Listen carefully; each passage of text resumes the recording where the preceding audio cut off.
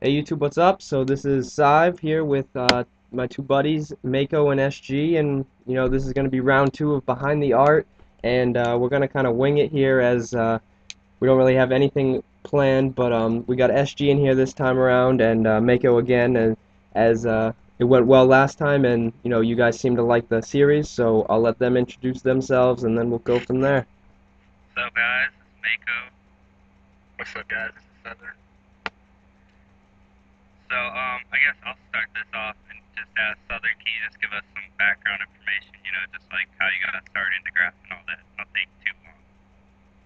Well, I started a little over a year ago, about a month before I signed up for YouTube.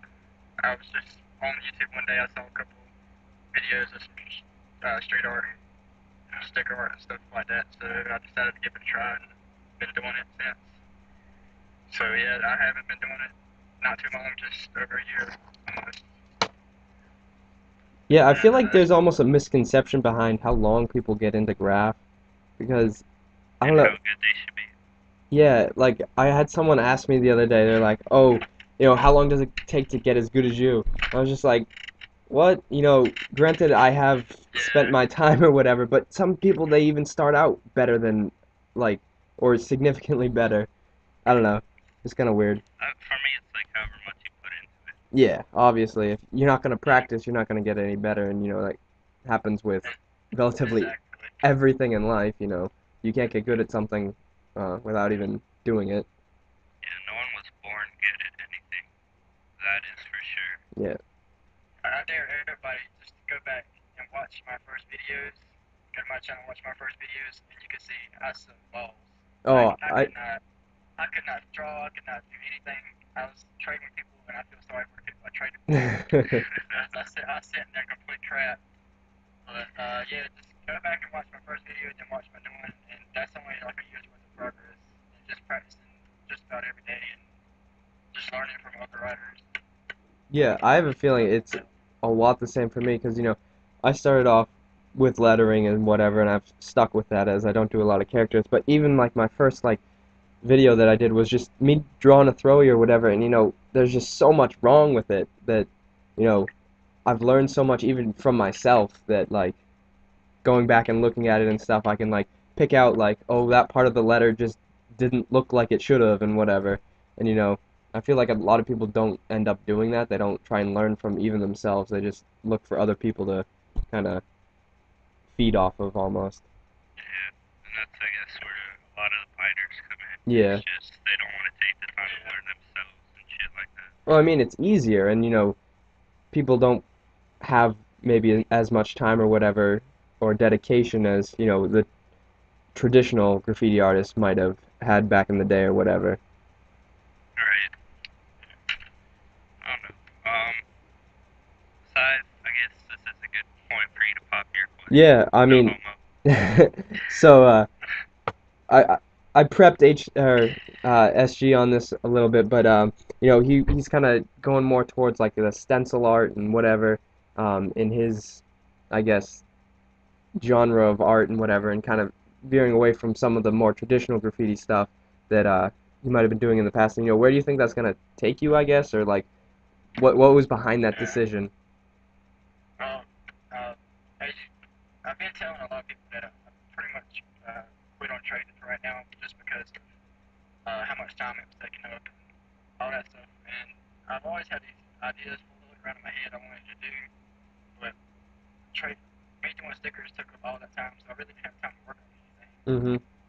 And I don't know. And I just started. I did a couple of multi layers, and I was liking how it was turning out. And I just haven't been working on my graffiti lettering styles Yep. and stuff like that. So that's just kind of taking a back burner right now. I don't know if I'm going to get back into it, but right Mm-hmm. now I'm mostly doing the stencil thing, trying to put out some nice canvases, trying to Yep. change things up. Yeah. But yeah, And I feel, myself, I am probably one of the most active traders that I know of, at least, sending 10 plus packs out a week. Granted, I don't trade with, everyone I wish I could, but, it does take up so much time. And, I going back to school this fall, I'm gonna have to, and I kind of already have figured out like what I'm probably gonna be doing to like still accommodate to like get myself out there and do my thing and whatever. And but it's definitely sticker trading does take a ton of time if you really want to put out quality work time after time. And I think that that's where like a lot of people just lack is they just don't feel like putting the time into it. Yeah. And like I can understand where she is going with stencils, multi-layering, like trying to save time and all that. But at least he's doing it to where, and I guess this is out to everybody. Is at least he's doing it to where he's coming up with quality stuff Yeah. over and over again. He's not wasting like 5 minutes or whatever, however long it takes. I don't know. I saw your video and that shit was dope. That would take me like 3 weeks to make. Yeah. Yeah. And That last one I did, the can with the horns, it took me. I had the idea, but it took me about a day and a half to design it, and then I did like a test spray. If you look back in the video, you can see I sprayed it on the Bristol board, so I have a more durable stencil, and then I cut it all back out again, and then I gave it a test spray, and it just all worked out. But it took about it was about a 3-day process. and you talk about it being like a 3-day process or whatever, and I think almost some people don't even have the drive to make that kind of quality work over that like extended period of time. Like you obviously took your time and made it a good piece of work or whatever, or something you were proud of that you then cut the stencil again just to make it that much better, I guess. And it a lot of people probably don't have that quality driven likeness. And I know I sometimes, I might bust out 50 stickers in, a couple hours or whatever, but then, I'll only throw one of those in a pack. And, whereas other people, they'll throw all black and white stickers, 100 of them in a pack. And, granted, do get a lot of their work, but, sometimes you do want to see that more finished and polished piece of artwork rather than the quick kind of thing. Yeah, and that becomes like a problem with me too now. Is because like I sit here and I color in every single freaking sticker, and it's just because I hate like I guess if I do I'm working on the design and it might come out black and white, but I don't know something about like adding details is just more attractive. Yep. The way I look at it, I don't know. I don't want to like give people crap, but I mean if someone sends me a pack first and it's crap, I'll send them crap back. Yep. Like That is a tough part of like stickers or whatever is that it is really opinion based, and the quality of work does really show through just because it is a first hand basis. You actually have the thing in your hand and whatever, rather than kind of seeing it over video or whatnot, where as some of the mistakes can be hidden. Because I know, whenever I do like a painting video or whatever, in person I can pick out like even just sloppy like maybe a slightly larger drip or like a buildup of paint, whereas you can't pick up on that on camera. And granted it does appear a little bit better, and you can look at it at that sense as an overall, but you have to then come back to it and see is are you really putting in the time that you think your stickers deserve? yeah, sometimes but we've been talking about going in two ways because if you're really putting up stickers like in the streets and whatnot like that, doing combos and stuff, it really wouldn't matter if you got maybe 10 or 12 stickers that are all the exact same because Yep. I mean, placement of the stickers in the streets and stuff, I mean, they're gonna be in different colors. It's gonna be the same sticker, but Yep. it's just gonna be in a different setting, all that kind of stuff. But it just depends on if you're hardcore put stickers up or if you maybe put one up every now and then, or you might not put them up at all because lots of trades I know go to people that just throw them in a shoebox or in a black book, which I really Shut don't up. think the black book idea because they just fill this whole entire book with stickers. Maybe because I sit on a pack, and my packs are all basically the same thing, just the background is different. And they put every single one of them in a black book, and it's just like, what's the Yeah, point? yeah, I definitely see Yeah, that. I hate that so much because, like, for me, it's like I'll keep stickers. Like, I'll put them in a like I have a thing and I'll put them in a box and I'll send them out in packs or whatever, like one or two in each pack that's not mine, and I'll do that just to get their name out, or otherwise those stickers are going up. But like the people who put them in black books, that like pisses me off just because black books weren't designed for writers to use for Mhm. stickers. And You're supposed to like draw designs and I'm almost a hypocrite when it comes to that because, I do keep stickers or whatever, but, my situation's a little bit different. I don't put even my stickers up. So, you know, when I do put stickers up, granted, I do put mine and other people's up and whatever, and, I do definitely get the people the exposure I think they deserve.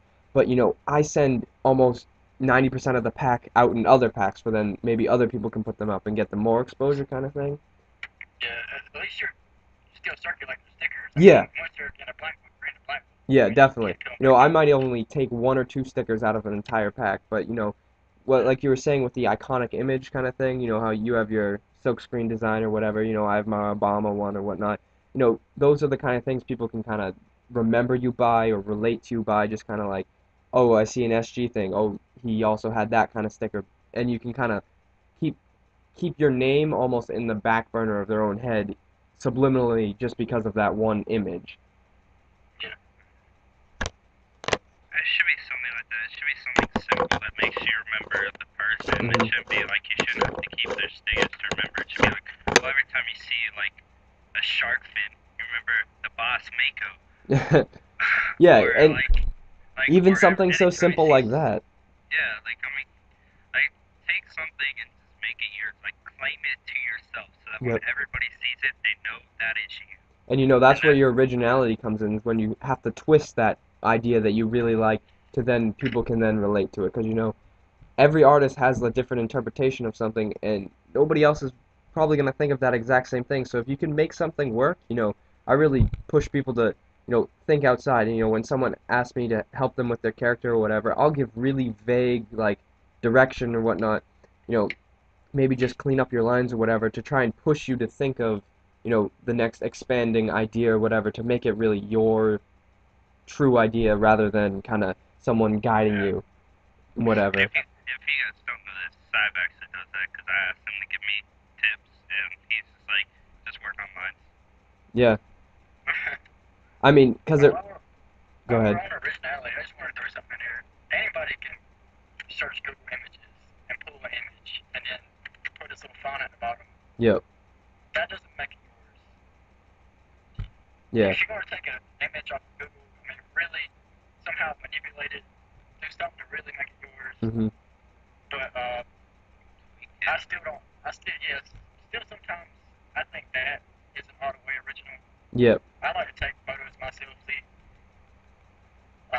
except for like the deer cam one. I took a few images together, made that one. Yep. But my monster hat, I took a photo of myself. I mean, you can take photos of anything you want, Yeah. and Even like random people on the basically do the same streets. thing. Yeah. You know. I mean, Some like images or whatever you can find, and they might seem better to you, but if you're taking like a image yourself, no one else has that image. So, yeah, it's already starting off way more original than anything else because exactly. nobody else And has that the way, access to that. And you can and then, nobody can take that away from you. yeah, It's like nobody yours else will is have like a yours only. SG with a monster hat on. You won't be able to find that image anywhere just because it's, you took it and whatever.